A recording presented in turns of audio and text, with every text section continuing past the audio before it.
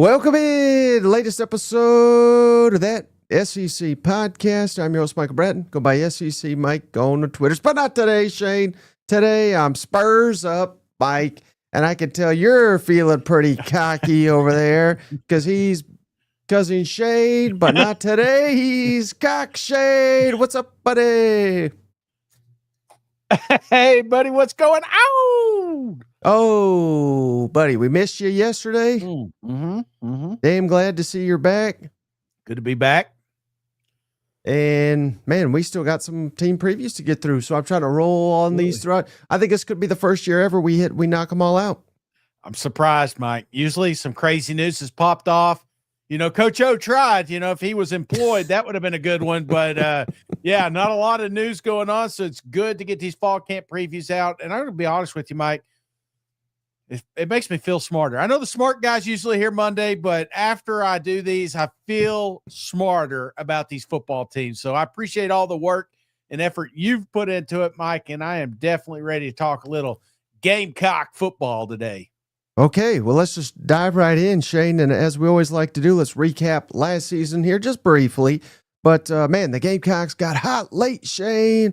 I said it time and time again. I think they should have been the ones that made the college football playoff, went 9-4, 9-3, really. I mean, hell, who in the hell counts the bowl game with key players sitting out? But we went 5-3 in the SEC, and nobody was hotter, beating Oklahoma, A&M, Vanderbilt, Mizzou, the Puppies of Wolford, and Clemson on the road to finish us up. So optimism is high.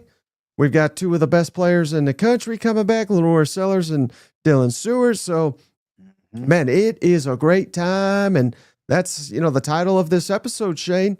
Beamer building in SEC playoff power here. This year will kind of define that, but last year they proved it, blowing all of our expectations out of the water. Yeah, and it's a tough act to follow, isn't it, Mike? I mean, we're talking about a football team here that was in a lot of conversations toward the end of the season last year on why they should be in the college football playoffs.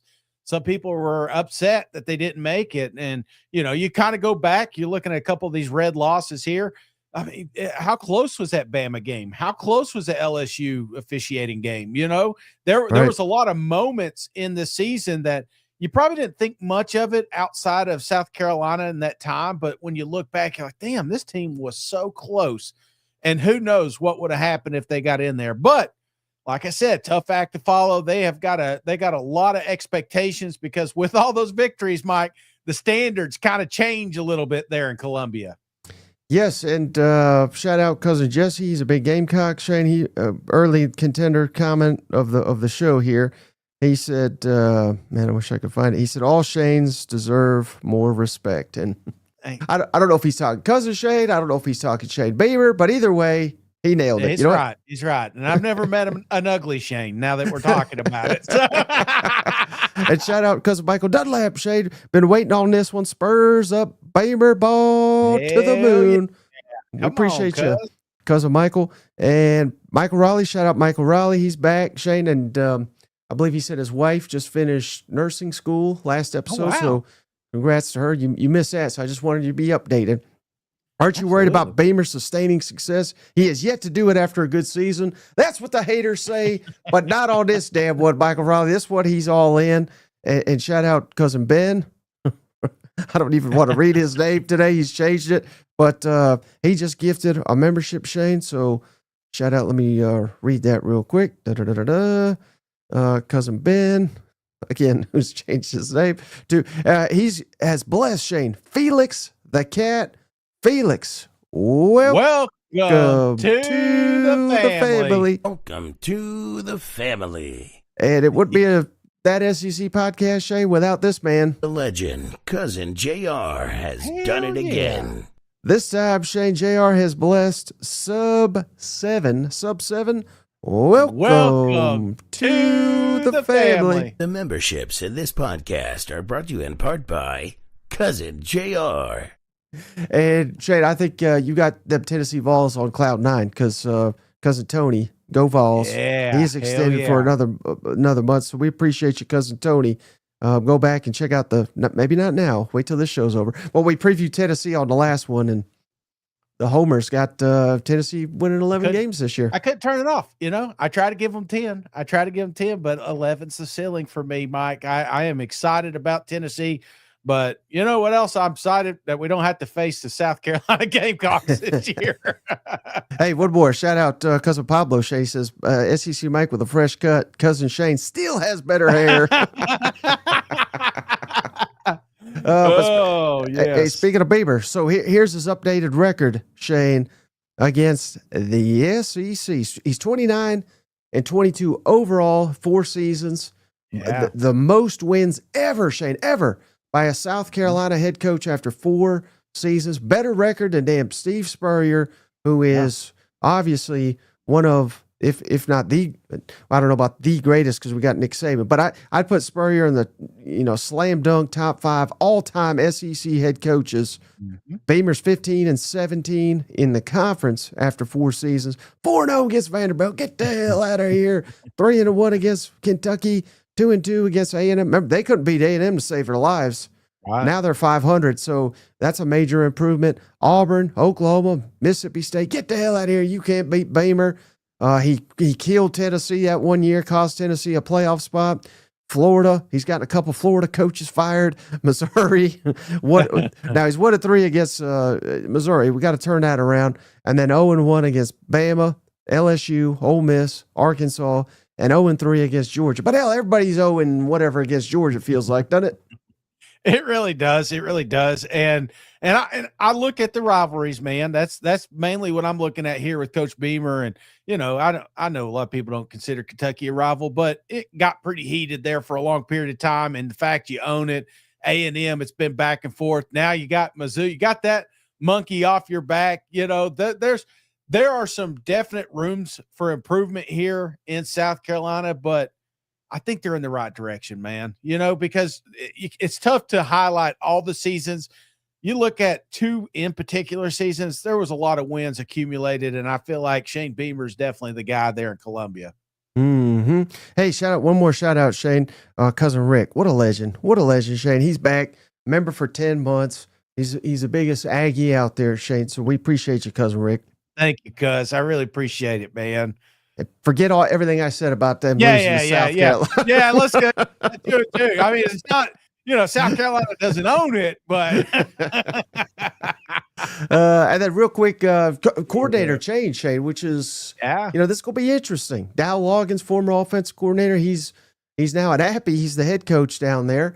But they promoted Mike Shula, who's been a head coach in this conference at Alabama. He's been in the NFL, worked with Cam Newton, and he was an analyst all last year. So to me, there's not like this, well, first of all, maybe not a drop-off at all, but I really like the fact that he's already been on staff. Lenore Sellers, he's already got the seal of approval from our star quarterback. There's not going to be any newness there. There is a chance, Shane, that South Carolina has a better offensive coordinator this year. And I'm not trying to, talk down to Dow Loggins because he did a heck of a job last year. Right. But with Coach Shula and Clayton White back, who has emerged as one of the best defensive coordinators in the conference, we potentially have one of the best pairings of coordinators in the SEC. Yeah, I mean, Mike, I tried firing Loggins plenty of times, last couple of seasons. So I'm excited. And it just feels like that's what happens when you're there. Coaches that maybe you weren't familiar with all of a sudden become shortlist coaches at the end of the year for head coaching jobs. So yeah, it's a machine that they're starting to run there. Mm-hmm. All right. So let's get into, Shane, the returning production from last year's South Carolina Gamecocks. 54% of the offense is back. That's 6th in the SEC. So this is a big reason for optimism on why Carolina can take another continued step. A little over 87% of the passing is back. That's number 4 in the SEC, led, of course, by Lenore Sellers. Rushing yards, just a hair under 50%, which is 9th in the SEC. Receiving yards, over 51% of the production from last year's back. That's number 3 in the conference. And then offensive line snaps, a little middle of the road here, 43.6% of the offensive line snaps from last year is back. That is ninth in the conference. But they bring back, Shane, both starting offensive tackles. Yeah. And if you're only bringing back 2 starting offensive linemen, give me the tackles. We can work the other guys out. So again, a lot of optimism here that this is going to be the unit that kind of leads us to glory this fall. Is that kid's name Tree or is that Trey? I call him Big Tree, but yeah, I mean, boy, again, another kid just destined to be on the offensive line. I know that's probably not the only thing I should be looking at here, Mike. I'm obviously we're super excited about Lenore Sellett, Heisman coming back for South Carolina here, but I think too a little bit we're sleeping on this receiver room, and especially.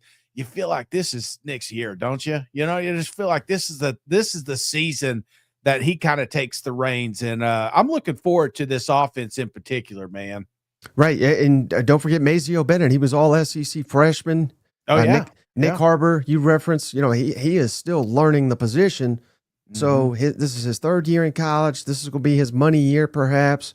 Mike. Yes, sir. I'm sorry. Me and Nick are doing a 40-yard dash, right? Let's say he's at the goal line. And are you in the truck or what? No. I'm close to the 40. Like what yard line should I be at to actually have a chance to beat Nick? So he's starting at the goal line. We're doing a 40-yard dash. Am I at like the 32, you think? I was going to say 31 and a half. 31 and a half. Yeah. And even then, I still like his odds. He's fast as hell, man. All right, defensive returning production. Now, again, here's a little bit. We're a little bit of a work in progress. 45% of the defensive production from last year's back. That is 12th in the SEC. A little over 30% of the tackles are back from last year. That's 15th in the SEC. Shane, our top 5 tacklers are gone. 6 of the top 7 are gone. Tackles for loss, 33.3%. That is also 15th in the SEC. Interceptions, 42.9%. That is 14th in the SEC. Passes defended, 61.8%. That's 7th in the SEC. Defensive back snaps, 64%. That is 9th in the SEC. And defensive line snaps, a little over 38%, which is 10th in the SEC. So a common theme, they're in the second half, the back half, if you will, of returning production pretty much across the board. But we still got Dylan Stewart, who may very well be the best defensive lineman in the nation. We've got some returners coming back at defensive back. But if you got a real concern about Carolina, it's to me, Shane, it's 6 of the front 7 is gone. So we're again, we're not devoid of talent by any means, but that is a serious question mark coming into this year. Well, I mean, and the main thing we talked so much about last year, besides Mr. Sellers, was his defense. And you hope that there's not a drop off, but it seems like every conversation I have about defense says, well, we still have Dylan Stewart. Well, it's going to take more than one guy to bring this defense, up to the standards that was created last season. So a little more worried on this side of the football, but I'm definitely not panicked because it seems to be a side that they always find talent for, Right. And they have mined, Shane, the transfer portal. Once again, they always find these gems in the portal. They got 18 guys coming in, 22 coming out. So On Three's got this as the 27th portal class in the country. 24/7 Sports got it as the 15th. So of course we lean 24/7 all day. This is a top 15 portal class if I've ever seen one, Shane. And again, maybe not like the 5-star immediate impact type guys, but what we're adding here is depth at defensive back, at running. We needed help at running back, offensive line, defensive line, linebacker. The positions of need. We are getting guys. If these guys are not instant starters, they're going to be quality depth for the Gamecocks. And I do want to make this note because as of recording, Shane, I don't know what in the world is the holdup here, but Fazul Faison, the Utah State running back, still not cleared by the NCAA. He had nearly 1,900 rushing yards, 13 touchdowns the last 2 seasons at Utah State. He looks to be our starting running back, but again, he's got to get cleared by the NCAA, and there's some hang up because he enrolled in college, but he didn't play, and then he transferred, and the NCAA saying, well, that counts. And South Carolina's like, well, how in the hell does that count if he never literally suited up? So it's kind of a back and forth. I don't know if he's going to get eligible, but certainly I'm rooting for him. He deserves to play. And the Gamecocks went out and got Isaiah Augusta from Colorado at running back. I think a little bit as insurance. He was at Colorado last year. He was at Arkansas the year prior. So this is an SEC caliber running back. But I like the depth they've added here. Again, I don't know. But Jordan Dingle is a really good player, a tight end from Kentucky that is not listed here. That has started 21 times at Kentucky. So you're getting a starting caliber tight end via the portal. But again, I think some nice pieces here. Maybe not the stars, but I think we already got the stars on the roster. So I like this portal class in terms of depth and hitting positions of need. Yeah, depth important, and I hate to hear about that face on. I hope that I didn't even know the NCAA was still a thing, but apparently it is. It's just some random kid they want to punish, I guess. So I hope they get that cleared up. But yeah, I'm with you, brother. I felt like this was bringing in warm bodies in the spots that they need. You lost, like you said, 7 up front. You got to have some big defensive linemen. They went out and did that. You lost your running back. You go out there, you fill up that void. So yes, this wasn't 3 years ago South Carolina just getting some names. You know what I'm saying? This is a strategic approach and getting players that are going to be able to contribute this season. Yeah, not only that, one final thing on the transfer, Shane. A lot of the big bodies they got, from A&M, from Missouri, from Alabama, from FSU. So these are not guys that are going to need a lot of seasoning, if that makes sense, to see the field in Columbia. They're ready to play now, which is what they need. Yeah, it's like the old South Dakota, UAB. It's like, we'll build them up. So no, these guys are ready to play, brother. Yep. All right, so let's go over the projected depth chart on the offensive side of the football for the Gamecocks, Shane. I'm going the best position group. I got to go quarterback just because of Lenore Sellers, and they added Air Nolan, one of the best names in all of college football, transfer from Ohio State. He was an Elite 11 quarterback just a year ago. Again, this was a little bit difficult for me. I hate to put so much stock into one player, but that just gives you an indication of how high I am on Lenore Sellers. I'm putting quarterbacks as the best position group for South Carolina on the offense. Second position, Shane, I'm going offensive line. Yeah. Because, again, we're bringing back 2 starting tackles that started every game last year. And Josiah Thompson was a 5-star. He comes in. He's all SEC freshman. He is a future NFL standout. We got your big tree up there. and we got some transfers just to, battle it out and for these positions. And again, this is just a projected depth chart, but another one of our linemen's ball was an all SEC freshman 2 years ago. So I like what we were working with on the offensive line. Yep.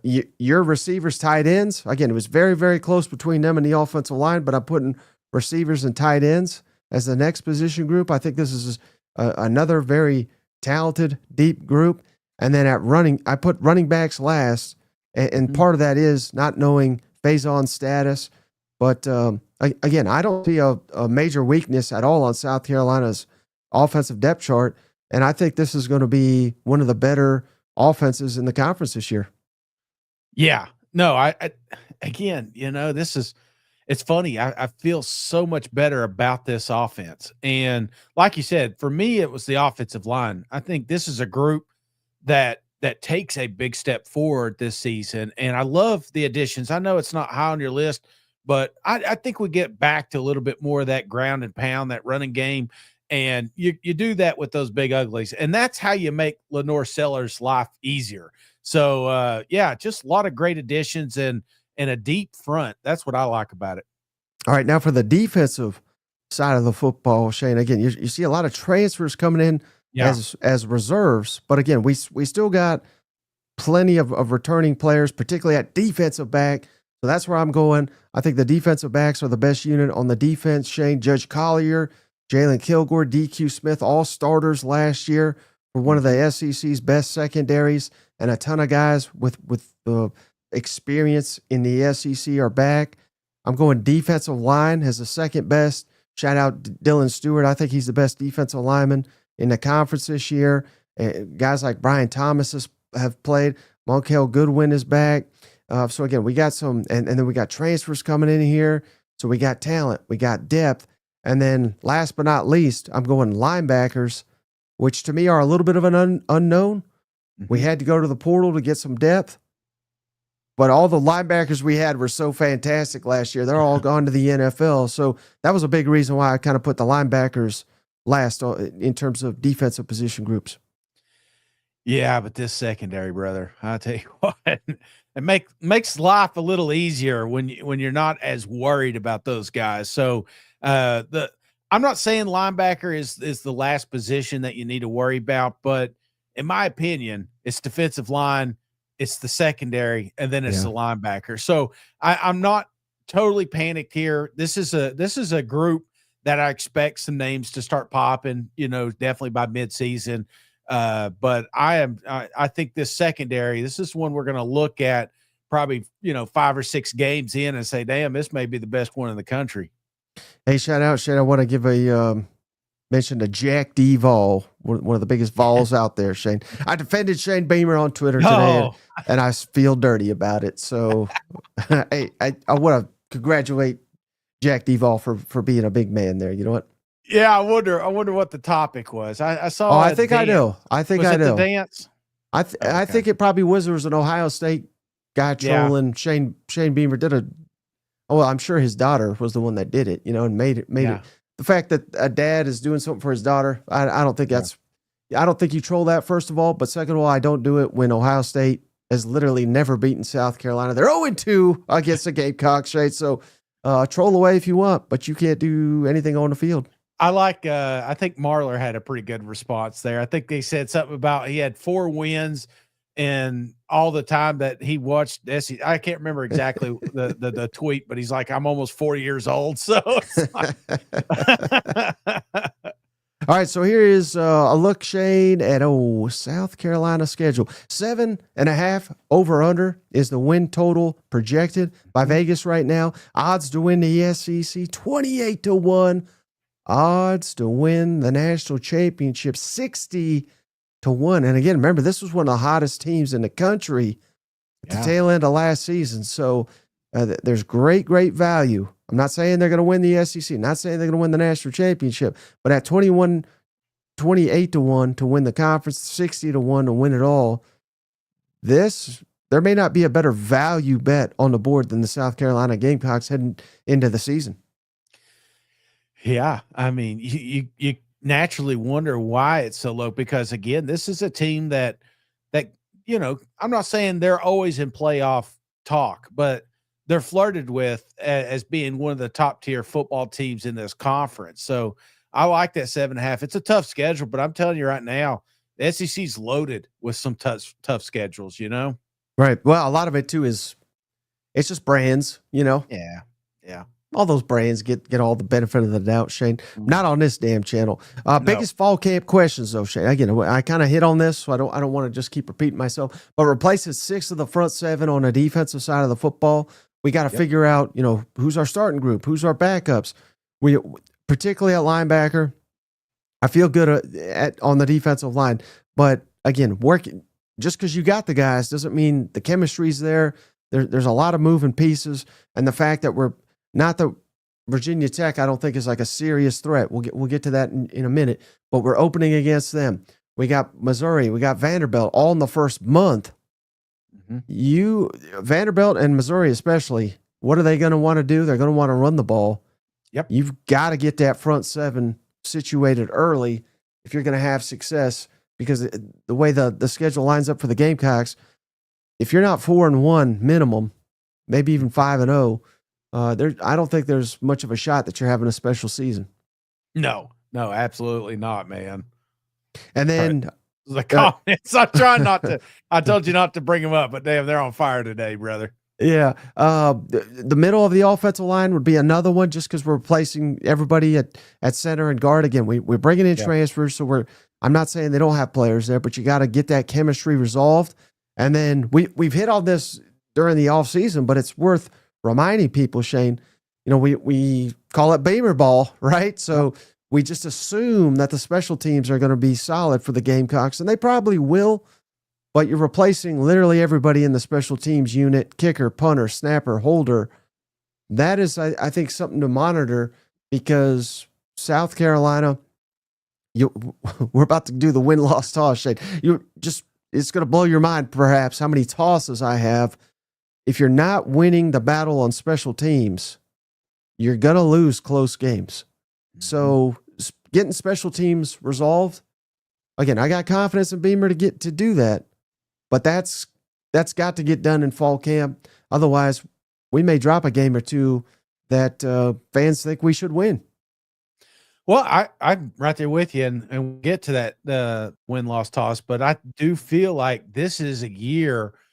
You know, there's two camps: people that say Beamer's a good coach, folks that say that he's not. And I feel like this is the season that we ultimately see that separation. Which side does he belong on? Because I believe there's going to be some games that they may not be the most talented, but at home they should win. So I'm very, very intrigued and interested with these close matchups. Season ticket holders are going to get their money's worth this year, Mike. Yeah, Cousin Jesse's got it right, Shane. He says special teams is a concern, no doubt. Our strategy is to win by 50. Well, that solves it. That solves it. All right. So win-loss toss, Shade. Here's how I see it. Boom. We got like I said, we got a bunch of wins here, but we got some tosses too. So let me throw that back up here. I like that little video reveal. I don't know if you caught that or not, but all right, games that, as of what we know today, the ones I think should be wins for the South Carolina Gamecocks. Give me Virginia Tech in the opener in Atlanta, South Carolina State at home, obviously, Vanderbilt at home, Kentucky at home, Coastal Carolina at home. So I got 5 games that should be wins. Is there any others, or do you disagree with any of those? Any other games that you think should be automatically listed as wins for the Gamecocks? No, I think this is really good here, man. I think this is actually when you probably nailed. So I think first time. Yeah, I've been ready to just kind of bash you, but no, the only one I guess I'll mention it is that October 18th, Oklahoma Sooners, and I'm not saying that should be a toss. I think you and I agree that it will, but South Carolina fans, they believe that one should not, based off, right, last year and being at home this season. No, I hear you. So again, the tosses I have at Missouri. Yeah. They, you beat them last year, but they have owned you prior to that. And just being on the road, I believe, maybe unlike some others, that it's just so dang hard to win on the road in this conference. At LSU, to me, is a toss. Oklahoma at home is a toss. At Ole Miss, toss. At Texas A&M, toss.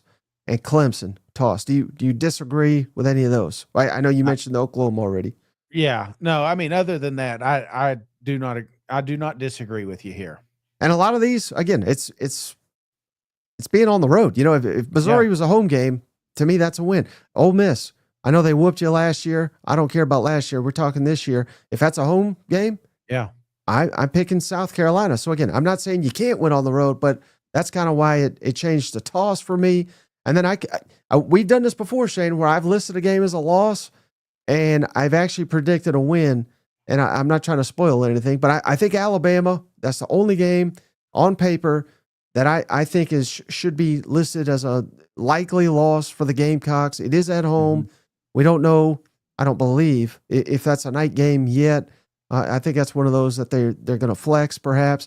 But this is a lot of me believing Alabama's maybe the best team in the conference this year. So again, can you beat them? Possibly. But right now I think it would be an upset. Do you have any disagreement with that? No disagreement with that, Mike. Okay. This You're show's on a lot fire, easier. man. This show's Yeah. easier when you just agree with everything. Hey, shout out cousin Rick Shade. He just gave us go Cousins. He gave us $20. Cuz. Well, on one of their future shows, I would like to hear thoughts on the impact of the helmet radios last year. Seemed like very little impact. Go Ags, beat the hell out of South Carolina. Rick, you can't say that on this show, but if you say if you give us $20, you could pretty much say anything. You know what? Hell yeah, absolutely. And I wonder because, sometimes great segment on Paul Feinbaum, by the way, but when you're talking with Paul, one of the things you don't think about is these headsets, they talk in there. And it does kind of mess with me a little bit when they're talking and telling me not to do something. You know what I'm saying? So I am curious, and maybe at media days, because we've got a lot of players going to be coming over to the booth. So maybe that'd be a good question we can ask. Say, hey, by the way, cousin Rick wanted to know. Yeah, no, that's a heck of an idea. Go straight to the source. You know what? Absolutely, man. And then shout out cousin Glenn Warsaw, Shane. He just gifted a membership. We appreciate you, cousin Glenn. Let me look it up real quick here. Who was blessed by cousin Glenn was Darnell Lee. Darnell, welcome to the family. Thanks to cousin Glenn. We appreciate you, buddy. And Mike, we got one other one here. Don't forget, cuz Steve Up coming through with a membership too for some lucky individual. Sorry, Stephen Up, I missed it. Stephen Up, he has gifted Matt Flynn. Matt, welcome to the family. I think Stephen Up did that just because we said Bama's a surefire loss. He got so excited, just fired it off. All right. You ready to get into the week by week game prediction, Shane? Yes, let's do it. Ed, sometimes I forget to say this, but we should say this every time. Again, we're doing this best case, optimistic. Maybe just go check our Tennessee one. Shane, I think, went full homer. A little bit of homer-ish, So that's how we're trying to pick these games, and they vary. We're doing South Carolina. We do Missouri tomorrow. Things could change, but that's how we do it. And we're not changing it. So game one, Shane, Virginia Tech, the Beamer Bowl in Atlanta. I didn't realize this, Shane. South Carolina has not played Virginia Tech since 1991. So again, you think these two would maybe play a little bit more, but Virginia Tech went 6-7 last year and lost 4 of their last 5. Yeah. Let's make that 5 or 6. Come on, buddy. They're getting their ass whooped. I don't care where this game's played, but I have very, very, very little doubt that South Carolina is starting the season 1-0 against Tech. Yeah. I mean, this is a name, it's funny. We see a lot of Virginia Tech because I guess Vanderbilt's going to be playing them now. South Carolina. It's like, other than that, if they had no SEC teams on their schedule, we'd talk 0 seconds about Virginia Tech. Not a good football team, not a bad football team, but I think it's even better the fact that it's not going to be up there. So, yeah, first win. This is a big one, man. This is one that I really do think a lot of eyes will be on. And if Sellers is truly going to kind of get that hot train going, get that Heisman race rolling, you do that week 1, I expect big numbers from him. Yeah, Enter Sandman from Metallica can't save him this week. You know what? No. Oh, man. Any concern, though? Let me ask you this real quick. Any concern? I'm going to throw up this graphic just because I made it here. But what a beautiful graphic. Again, Sellers, all this hype, all this expectations for people like me, them talking him up all off season. Again, we suspect he'll be fantastic, but there's a lot of guys, and I don't see Sellers really fitting into this by any means. Yeah. But there are guys, Shane, that get hyped up all off season, and I don't know 100% why, but maybe it's pressure, maybe it's expectations, maybe it's you're replacing the offensive lineman and your running back to where Sellers has got to try to put the team on his back right out the gate, nationally televised against Virginia Tech and Mercedes-Benz Stadium. Any concern that that maybe all that gets to him just a little bit, and maybe he's pressing right out the gate. It could. It really depends on him. It depends on, they're still kids, everybody's a kid that's not 40, in my opinion. You know what I'm saying? But I do think that there's a pride, but you see sometimes that kids have that maturity to them, that maturation. Butch Jones used to use that all the time. I feel like that, when you have those expectations, those standards, you're forced to grow up a little bit. And for this season to ultimately perform like Lenore Sellers wants it to, there's got to be some humble pie, I would imagine, involved. So, no, I think he's cool, calm, and collective. He was in some intense moments last season and rose to that occasion. I expect another year under his belt, him to be even more poised for that. So I'm not worried about pressure here, man. Yeah, me neither. I was just asking the question. And week 2, Shade, again, I don't want to waste a lot of time. Big win, South Carolina State, Shade. Although they went 9-3 last year, and I was like, whoa, maybe there's something. They're beating like North Alabama, Fresno West. You know what I mean? Like teams like they're just, this is going to be a 50-point ball game. You know what? Absolutely. Though at least their fans don't have to travel too far, All right, now things ramp up, Shade. Week 3, Vanderbilt at home. I always forget about this. I don't know why, but Carolina just literally never loses to Vanderbilt, Shade. 16 seasons in a row, South Carolina has won this game. Diego Pavia's already come out and said, hey, this is the game that I got circled. It seems like every time Vanderbilt has like some kind of, you remember, I'm trying to think of that running back's name. It was under Derek Mason. They had a really good running back, for Vanderbilt's standards.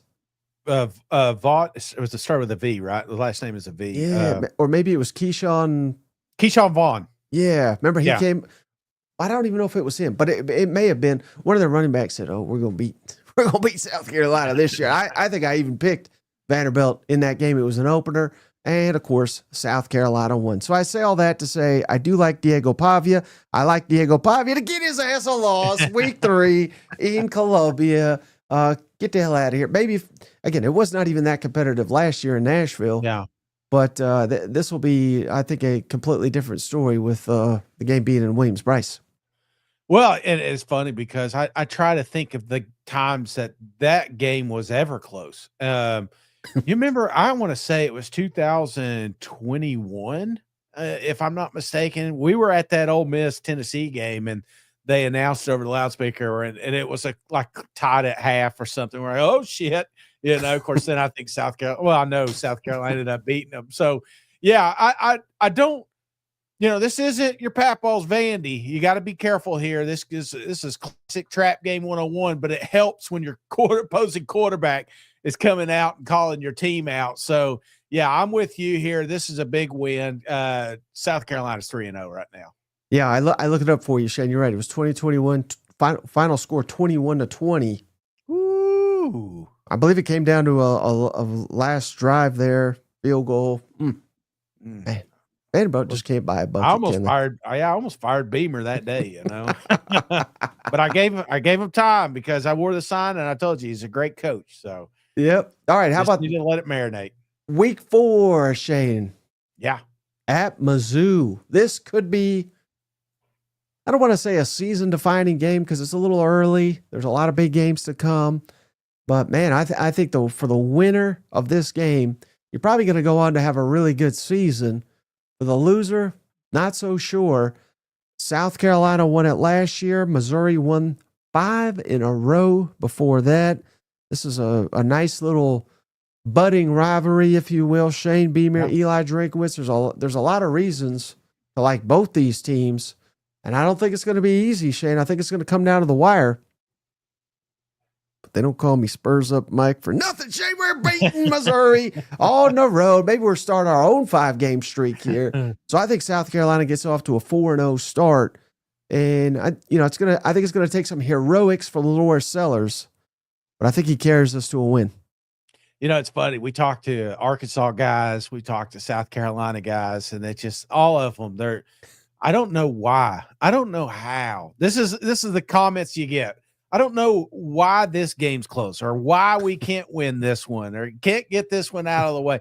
There's been some really, really good football games, and this one gets built up more and more each season, which I like. This, I think about Beamer and what's the fat guy up there in Illinois fighting? Bielema? Yeah, Bielema, I feel like them chirping and stuff. That's the same type vibe you get with Drink and Beamer as well. And I would love to have those locker rooms mic'd up. This is a personal game, and it's going to be all hands on deck on this one because I'm telling you, Mizzou thinks they win because they usually do, but they didn't last year. They don't this year. Give me South Carolina undefeated at this point. Oh, all right. Well, the next week, I think if they're undefeated, I think they're going to stay undefeated, Shane, because Kentucky's coming to town just like Sandy. Yeah, but they're leaving with a loss. So sorry, I don't have much respect for Kentucky this year. 5-0, which this is like a dream scenario for the Gamecocks, but I think it's very realistic that it actually happens. Again, you have to win on the road. You're going to have to take care of business against Virginia Tech and Vanderbilt. But I think there's a better chance than not that South Carolina starts the season 5-0. Yeah, I think Chet said it best down there. Shane Beamer waves with two hands. See you later, Stoop. See you later, brother. All right, now here's maybe where the season gets defined, though, Shane. 2 weeks to prepare. You're in Death Valley, LSU. Ooh. And we all know what happened last year. You got cheated. It's going to be interesting to see the motivations for this one in terms of trying to right some wrongs, perhaps. If Lenore Sellers didn't get injured and missed the second half, I think South Carolina would have cruised to a victory last season, but that was last season. This is this season. You go into Death Valley. Yeah. They're reloading. They've got a tricky slate. They've played at Clemson up to this point. They've played Florida up to this point.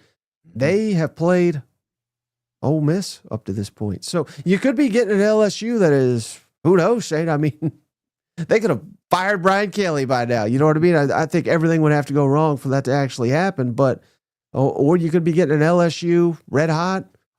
Yeah. Or with their backs against the wall. I mean, this one could go either way. Loss. I think it's the first loss of the season, just because it's on the road.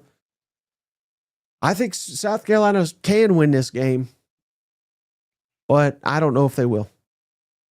The thing I like about it is I think it pairs well. For what LSU's really good at, I think South Carolina's good at stopping and vice versa. This could be a big win for South Carolina. Would not surprise me. I wish this game was played again at William Bryce. I would definitely have South Carolina the victor here, but this is another coach that's fighting for his life, and this is that make or break season. I'm higher on LSU than most, and unfortunately, I do not think South Carolina gets this one. I too have this one as a loss. So double cousin curse, South Carolina, you're welcome. You're winning in Death Valley.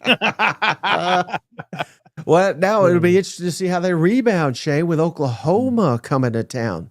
Again, Oklahoma could be very average in terms of SEC teams next year.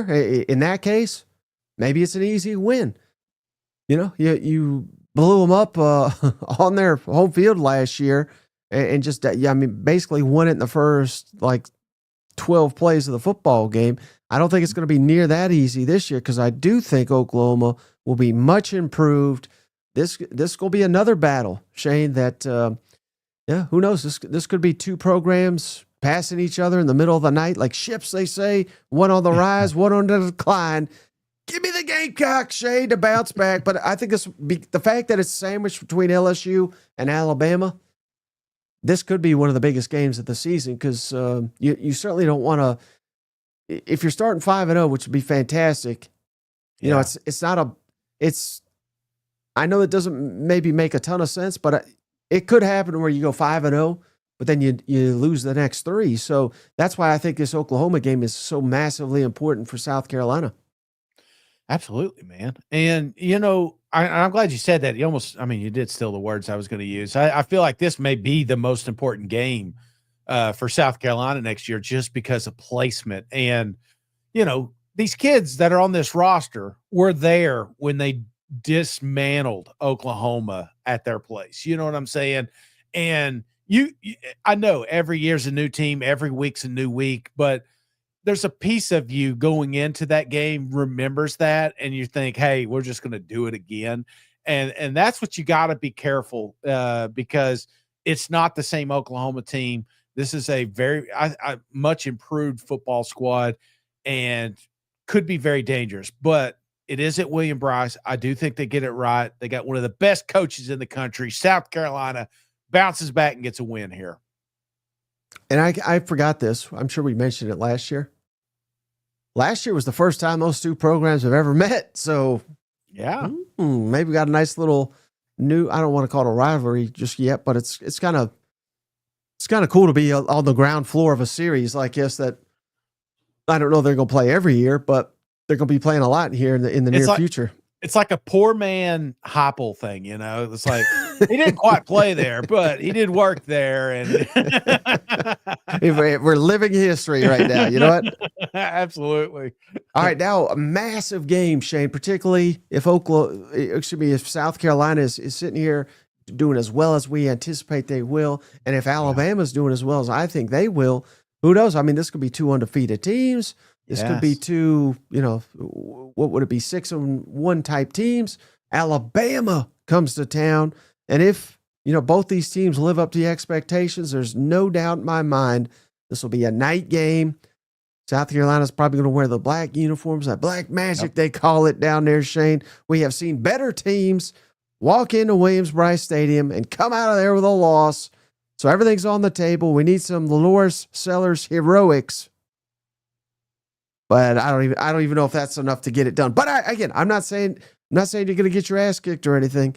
But I lean Alabama here. Mm-hmm.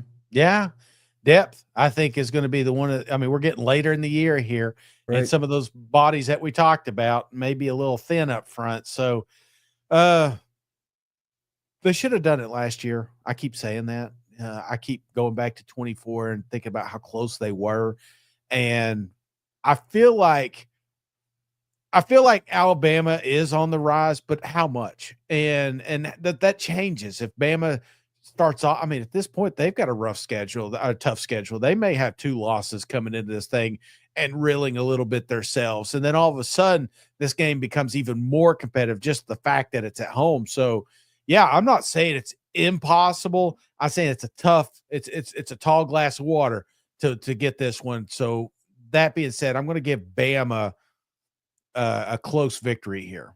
I think the next one will be close too, Shay, because it's on the road at Ole Miss. Yeah.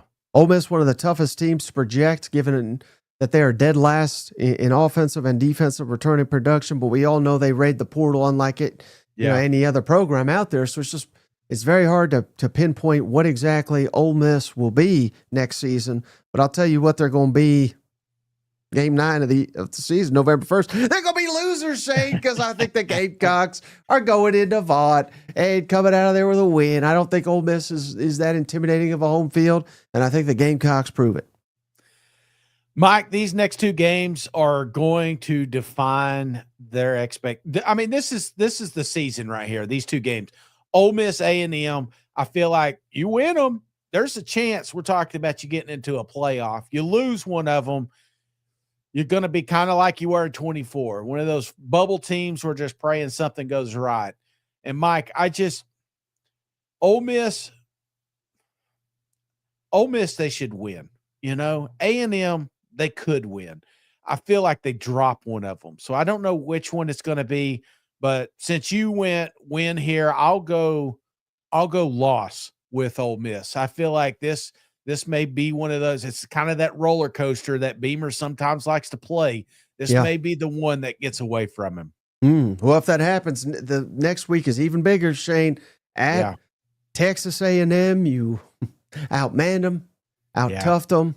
You went and acted like a bully against old A&M Yeah. Shane, who had been treating everybody else like a bully up to that point. So, man, last year, what a showing that was. This was kind of the South Carolina coming out party.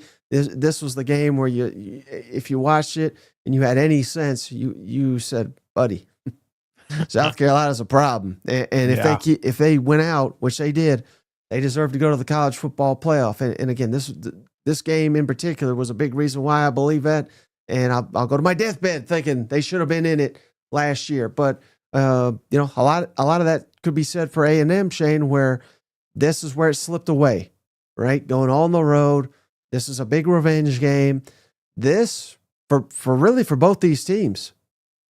I'm starting to warm up to Texas A&M as a potential playoff team. Mm-hmm. South Carolina's right there as well.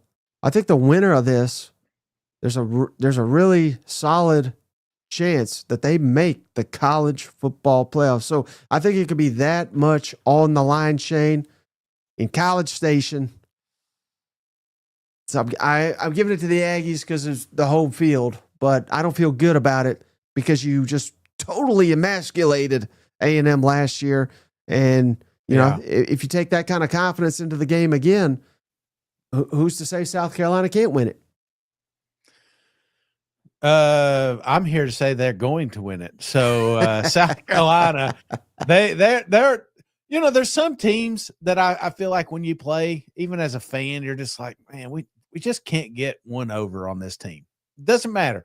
It's like me in Florida. It doesn't matter. We should have the roster. We should beat them, but then we find a way to lose this game. And I don't think that mystique works for South Carolina against A&M. A&M's a dangerous, it's a crazy place to play.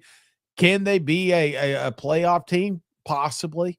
But, I don't think they have a Heisman candidate on that roster, and South Carolina does. And to be a Heisman winner, you got to have big-time moments, and going down to College Station and getting a big victory could be one of those moments. So, yeah, I like South Carolina here. I do think it's a great football game, but again, I just feel like they kind of got their number right now.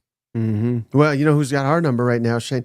Johnny Delgado. Appreciate you. Gave us $10, but he's not happy, Shane. The USC disrespect on this show is disgraceful. Oklahoma game toss-up. We stomped a mud hole in them last year, and Bama barely scraped by baby sellers in Tuscaloosa. Fair points, Shane. Fair points. But again, that was last year, and this is this year. And hey, if you're bringing back the same team as last year, maybe I'm right there with you. But again, we 52 minutes in here, Shane. South Carolina's got a lot to replace as well. So again, South Carolina can play with all these damn teams. I'm having a hard time finding losses here for the Gamecocks, but maybe I'm dead wrong. Maybe they will go, 10. If they're stomping a mud hole in Oklahoma, which I picked them to beat Oklahoma, and if they're beating the hell out of Alabama, like old Johnny says here, if that's the case, then South Carolina's probably going 11-1, I think. We're both talking. We're on track for 9-3 right now. It's not like we've lowered the ceiling. It's the exact same ceiling you hit last year. And would it be mind blowing if you beat, in your case, Ole Miss, or in my case, Ole Miss, yours, Texas A&M, then all of a sudden they're 10-2. Then you're in the playoffs. That's not crazy talk. We're talking one game, and we're talking later in the season when we don't know what Alabama is going to be rostered here. We don't know if Marcel Reed's even going to suit up down there in College Station. We don't know this. Things could change. And can South Carolina take that next step? That's the goal, obviously, but it takes a lot of things. Take a little lady luck. And if South Carolina has it, then yeah, I could definitely see them going 10-2 or 11-1, but it's going to take some special luck. You know what I'm saying? Yeah. Well, I promise you, it's not going to take much luck, Shane, to whoop Coastal Carolina's ass. No. Get the heck out of here. So I think we're going to be cruising into this Clemson game. Yeah. We both got them the Gamecocks had 8-3 with Clemson and Dabo coming to town. Have you heard the news, Shane? Clemson's God's gift of football preseason. Ground them. Somebody's got their preseason number one. I can't remember who, but it was, it was not a clown either. It was like Josh Pate or something. I don't want to say that if that's inaccurate, but somebody's got Clemson number one. They're basically everybody's pick to win the ACC. I think that's meaningless because the ACC is garbage. Yeah. But, this is a great rivalry. Last time I checked, Shane Beamer owns Clemson, and I hear Clemson's got a good quarterback. He'd be guaranteed second string at South Carolina. I'll promise you that. So there's a lot on the line, Shane. It would take an upset, I think, for Clemson to win in Williams-Brice. But unfortunately, I think it is going to be an upset, Shane.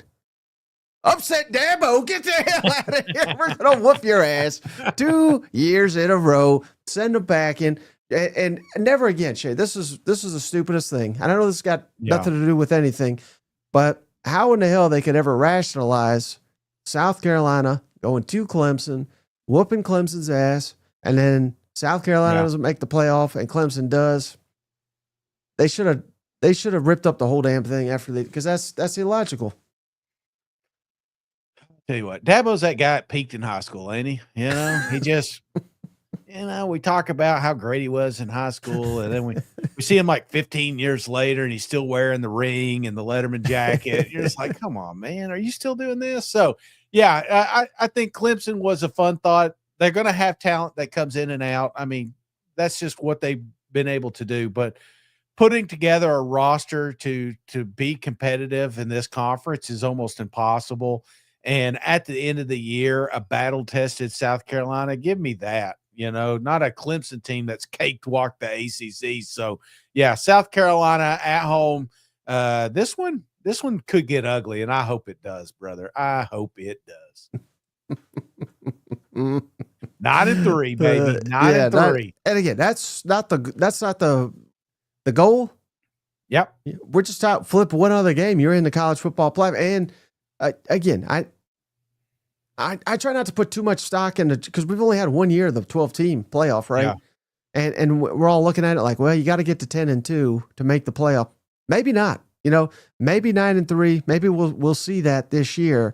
So right there, right on the cut line to make the college football playoff. I think that's where South Carolina is going to be this year, Shane. The most important games. This was difficult. Because remember, we did the win-loss toss. There's about half the damn games are a toss, in my opinion. But here's the games. I have 3 games, Shane, as the most important to kind of exceed expectations for them. South Carolina Gamecocks, Clemson number 1. Obviously the rivalry and everything like that. I'm putting that number 1. At Missouri, I just think that looms so large over everything. First true road game. I know Vanderbilt's the first conference game, but the first away conference game, so that's big. And then that Oklahoma game, put that number 3 for me. Did I miss the mark on any of these? A little bit. And the only reason I say that is I just think that we talked about the Oklahoma game placement between LSU and Bama. That's one that either you're coming off a high of beating LSU in Death Valley or potentially your first loss. And either way you look at it, everyone's going to be talking about that October 25th matchup against Bama. And I just feel like that one you just cannot overlook. Again, I like the fact it's at home. And then that Ole Miss A&M tantrum, I think that's another one. It's on the road. I get why you probably didn't put it on your list because of that fact, but if South Carolina truly is going to be a playoff contender, they cannot afford, forget the whole Cocktober. They need Cock November or whatever, they cannot lose a game in November because that is what, if you're a 9-3 or one of these 10-2 teams that you got, it's what have you done for me lately? And I feel like as South Carolina has that success in that month, they have an opportunity to get in. So those 2 I would have up there. Okay. But no, I think that's fair. Let me ask you this. I've been asking kind of a similar question for all these team previews.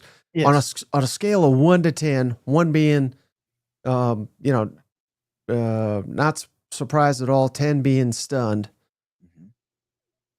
where would you put that number? I'm telling you, South Carolina makes the college football playoff on a scale of 1 to 10. How surprised, if at all, would you be? 10 being surprised. Mm-hmm. I'd say 6. Yeah.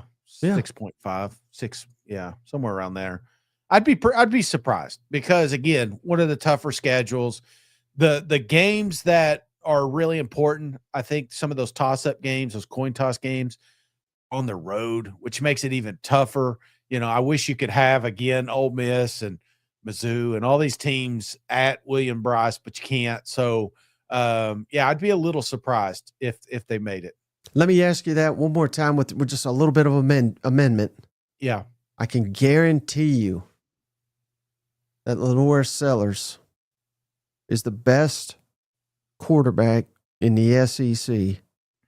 Does that change your 1 to 10 at all? Yeah. I mean, I always because Lenore Sellers got banged up last year, and that's part of the factoring I'm doing here. Kid stays healthy, number 1 quarterback in this conference, then I would change it to 3.5. That's how confident I would be that they make the dance. Because let's face it, when you look at all the national championship teams that have ever won the damn trophy, more times than not, it's led by a phenomenal quarterback, which they have in Columbia. So he has that. He takes that step forward. He stays healthy. We have some help, some support in the running game. The defense grows quicker than we thought. Dude, there's no reason South Carolina can't make a playoff.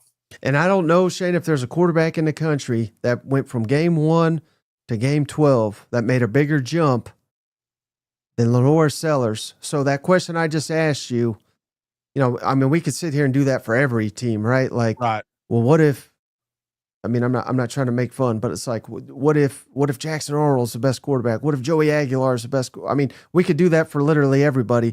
But if I'm a Gamecock fan, we're living in reality to where he could very well, and it's not I guess what I'm trying to say, it's not a stretch to say he will be the best quarterback in the conference. It's very, very believable, at least to me. Nobody progressed quicker or better than this guy did last season. And that's, I think, why so much optimism's around this offense in particular, because if you continue that, I mean, there's just those years that come through and you're just a guy like a Joey Burrow or a Jaden Daniels or one of these guys at Baker Mayfield. It's just all of a sudden they're playing at a different level than all these other quarterbacks in the conference. And if he keeps progressing, this is the year I thought he would actually take that step forward. I was surprised week 3, week 4, week 5, when he's just started to kind of take those reins. This is a kid that's moving quicker than I thought as far as progression. So yeah, it's not impossible at all, Mike. Hey, one last from Ashley Schaefer. Damn, Shane's going to get this channel suspended with all this cock talk. All right, I think that's a perfect comment to go out on. Shane, you got anything else before we hop offline? No, who we got tomorrow? A lot of donations today. I didn't know if you had one picked out already. I've already started to work on Mizzou. Oh, shit. We done picked on them so much. We're going to the zoo. Going to the zoo tomorrow, so we'll see you there. I don't know what it is in my head. Every time I think of South Carolina, Missouri is not far from my mind. So those two are linked. So I felt like it was necessary to do them back to back, if that makes sense. No, I get it, man. I saw a pass the other day, Probula, and I was like, "Oh, wait a minute, was I wrong?" All right, buddy. Well, hey, I appreciate all the cousins hanging out. Please like, share, subscribe, share, all that jazz. Really helps us out. And yeah, we're cranking it down here, Shane. Yep. End of June, heading into July. So we appreciate you guys sticking it out with us during the summer days, Shane. College football right around the corner. And we're going to be here to count it all down for you. But hey, that's all I got. We'll catch you on the next one. All right, see you guys. Spurs up. Hey, buddy, this beer's for you Mike, and Cousin Shane. That SEC podcast loves the Pirate, and the Pirate loves that SEC podcast. Hail State.